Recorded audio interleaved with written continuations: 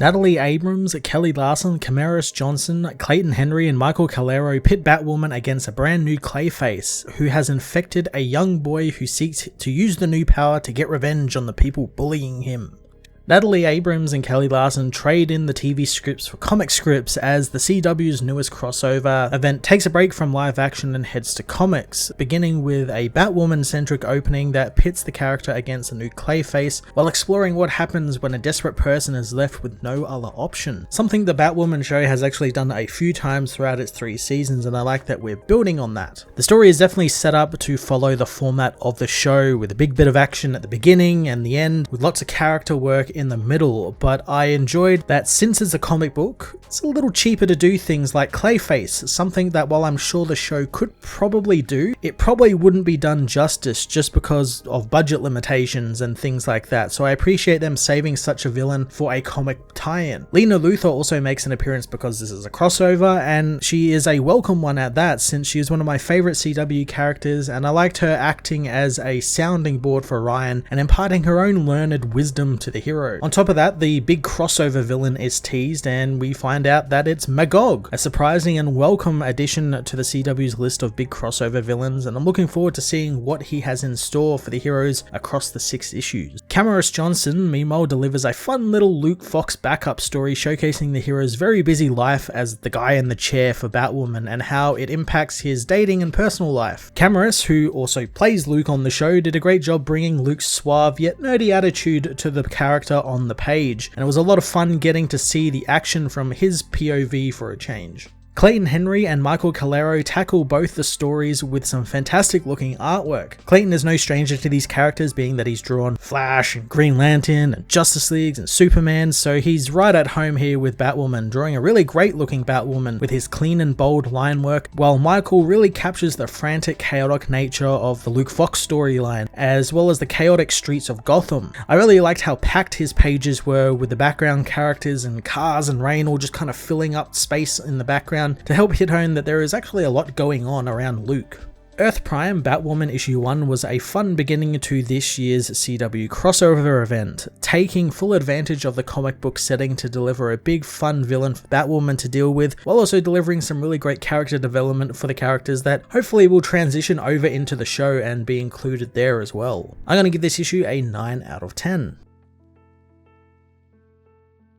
Earth Prime Batwoman issue 1 finds a group of kids having a party on the outskirts of Gotham, finding one loner named Tanner, knowing that he's just a loser, wondering why he's creeping around their party. The boy demands to be let through, but Casey trips him up, causing him to fall in some strange mud. As the rest head back to the party, a gravelly voice tells him that he's done with them. In Renee Montoya's office, Luke Fox tells Renee of social media talking about an attack on high school kids in the woods, but she knows it's not Poison Ivy's MO, wanting to be told when and if he has anything on Mary. Luke contacts Batwoman, telling her that he hasn't found anything on Mary yet, but there is an apparent monster attack in Cloister Woods. Batwoman arrives to find Clayface is attacking the partygoers, demanding that he put the boy down gently. She throws a batarang at him, but all it does is disappear inside his mud as she tells the boys to run, since she doesn't think she can stop this monster. The boys say that that's not a monster, it's their classmate Tanner, so Batwoman tries to use the name to get his attention, telling him he fell into Clayface's mud and it infected him. Tanner knows that this is the real him and he doesn't need to be saved. He smashes Ryan against a tree, but luckily the suit takes most of the impact as Tanner's words reminded her of Mary's words about not needing saving. She continues to try and get through to Tanner, but the boy wants the power for himself. Luke hopes that the Batmobile hasn't been destroyed since they can't afford another one or any more gear at that, as the rain appears above, beginning to dissolve Tanner, turning him into a muddy puddle. Later on, Ryan goes over the new Clayface's whereabouts with Luke, hoping that they can check him off the list, but they can't yet since he will reform once the rain passes. Ryan is looking forward to round 2 as Luke tells her that Bruce took down the original Clayface, but the mud he kept in the Batcave had been looking for a way to stabilize itself, and it just got a new host, latching onto Tanner's DNA, and it will only make him stronger while it's in his system. Ryan thinks, like the other people who got the Batman trophies from the Batcave, Tanner is picking up where the original villain left off. Luke knows that there is hope hope for the boy, since after Bruce took down Clayface, his body was dissected and doctors discovered that the mud had infected Basil's prefrontal cortex, which controls inhibitions, just like what happened to Mary and even their killer Croc. He knows that Tanner was picked on and now the boy is getting revenge with these powers and they can cure his infection. Ryan wants Luke to tell that to Mary. Luke tells her that it's not her fault what happened to Mary, but Ryan waves it off, wanting to find Tanner. Luke laments how he wishes he had the Batcomputer since he's only relying on social media to track Tanner, but Ryan knows that the computers weren't very helpful when tracking Mary, but Luke is sure that they will find them both, wanting to focus on Tanner first before anyone gets hurt, knowing they need to stick together on this. Ryan assures him that she isn't going anywhere, but Tanner is going to be impossible to track since Alice wouldn't stop going on about Clayface since she admired his ability to shapeshift so seamlessly, and it's a lot less messy than the way she creates new faces. Luke realizes it's going to be very difficult to track the shapeshifter as the next day in Gotham High, Tanner, disguised as one of the bully's mothers, picks the boy up from school, telling him to buckle up. Ryan meanwhile heads home, putting her bag on the table, but her cowl falls out of it, and thanks to the frustrations with not being able to find Mary and Tanner, she kicks it right at Sophie, who thinks with Wayne Enterprises no longer funding Batwoman, she should be more careful with her gear. Ryan sarcastically thanks her for the advice, which Sophie takes to say as she hasn't found Mary yet. Ryan tells her that Mary and Alice are still in the wind and there is a new rogue her and Luke are tracking. Sophie knows all about it, wondering who the guy is, so Ryan says he's just some kid who is getting bullied and has no one to fight for him, and if she doesn't find him, the GCPD might kill him. Sophie thinks that Ryan believes the GCPD will do the same to Mary if they find her first, and Ryan knows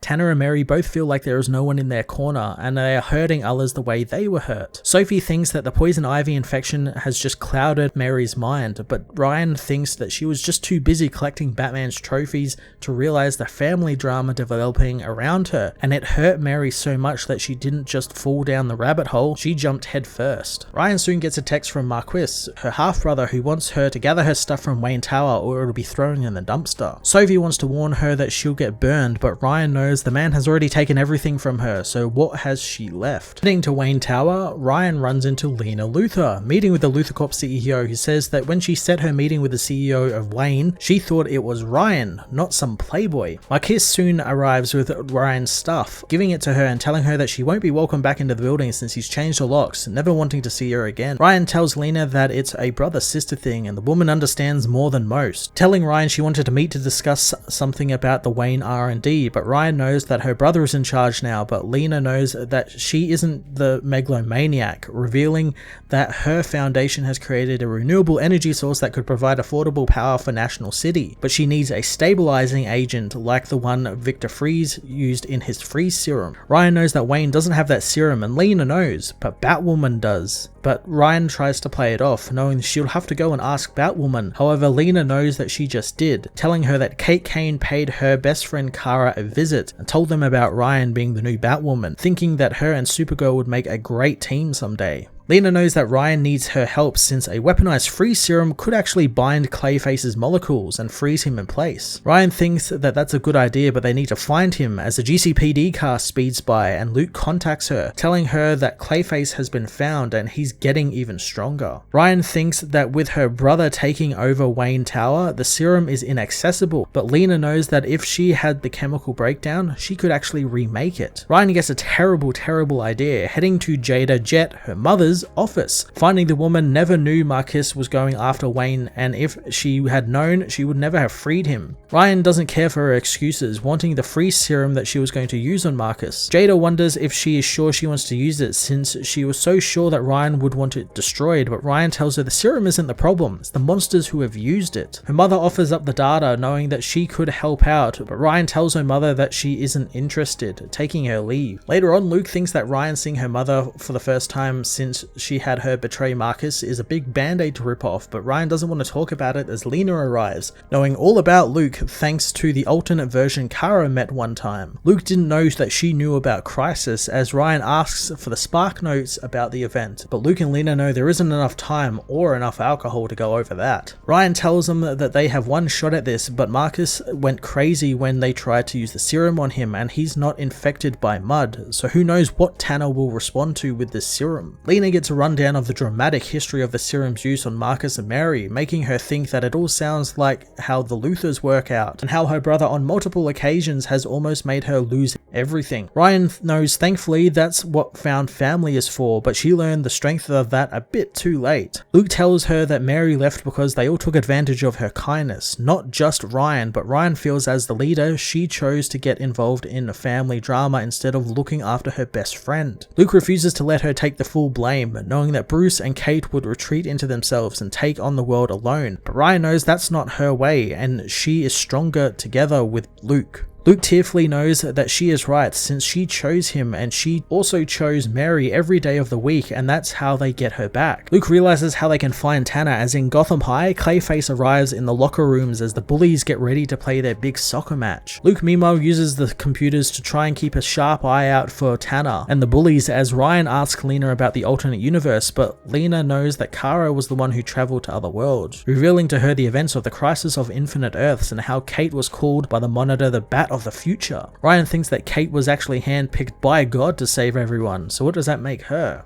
Lena says that the Paragons aren't needed anymore and the Crisis set the universe back to zero, and it's clear it wanted Ryan to be the Bat of the future now. Ryan though thinks that the universe has a sick sense of humor, forcing her to work with Alice, Cora, and turning her sister evil. Lena says that she sounds like Kara when she had to work with a Luthor for the first time, since they don't really mesh together, but it took her patience and understanding to help Lena see that there is more to life than vengeance. She knows that you get to learn from every mistake you make, and Ryan will get to choose what her bat symbol means. Luke soon gets a hit on Tanner, as Ryan knows that she might never forgive Alice, but at least she taught her how to stop letting others dictate who she is. At the school, Tanner attacks Joe and the others, but luckily Batwoman saves the boy, telling Tanner that he is better than this. Clayface attacks the hero, who saves a cheerleader from the villain's wrath as he throws a goalpost at the woman. Tanner says that he wants revenge, not Batwoman's benefit of the doubt, so Batwoman activates the freeze serum bomb, plunging her hand into the villain's mud and detonating it, telling him that it was a gift from a friend. The freeze serum covers Tanner, sealing him in ice. Later on, Ryan tries to convince Lena to stay for a drink and talk about the Crisis a bit more, but Lena knows that she's got a date that night and doesn't want to mess it up since her romantic life is suffering lately. She knows that Ryan did a good job, and she knows that she is worried about her friend, but sometimes from the ashes of adversity come a bond strengthened by fire. She tells Ryan that she will get Mary back and their friendship will be stronger than ever because she never gave up, just like Kara never gave up on her. Back in her loft, Ryan calls Mary's phone, telling her that Mary is more than just a friend. She's her sister, and she never got the chance to tell her that. She knows that family doesn't leave each other behind, and that's what Mary is to her. Mary, however, tells Alice not to get comfortable since they might have a problem with Batwoman. At Arkham Asylum, Clayface is moved into the prison with Montoya, knowing that thanks to the repairing of Nora Freeze's cryostasis cell, Clayface will be kept on ice for quite a while. Later on, Tanner is seen by one of the doctors there, who knows that he needs to talk to them and he needs to stop thinking about ways to escape since he's not getting out. Tanner hates being called that name since it's not his name, saying that he will talk when he's given someone who actually listens to him. As the doctor leaves, he pounds on the doors, which break off his already frozen solid arms. A voice, however, speaks to him, saying that they have been searching for Clayface. Tanner asks who the voice is, so the being says that he is a hero born to end the false gods who seek glory instead of justice, and he can be a hero as well, asking if Clayface is ready to fight those who refuse to acknowledge who he is. Tanner knows that's a long list of people, but the voice wants to start with Batwoman, since she didn't help the boy. She gave up on him and locked him in a meat freezer. The being, revealed to be Magog, knows that Clayface is the hero and Batwoman is the villain, as are all of these so-called saviors who make society weaker for needing their help. Magog wants to show humanity they no longer need the charlatans and should be emboldened by their own heroes. Tanner hopes that he will help in his revenge against Batwoman, and Magog knows that's only the beginning, touching the being with his staff and unfreezing him, telling him that they are real heroes. Tanner leaves with the villain through a portal, escaping the asylum with no one else knowing.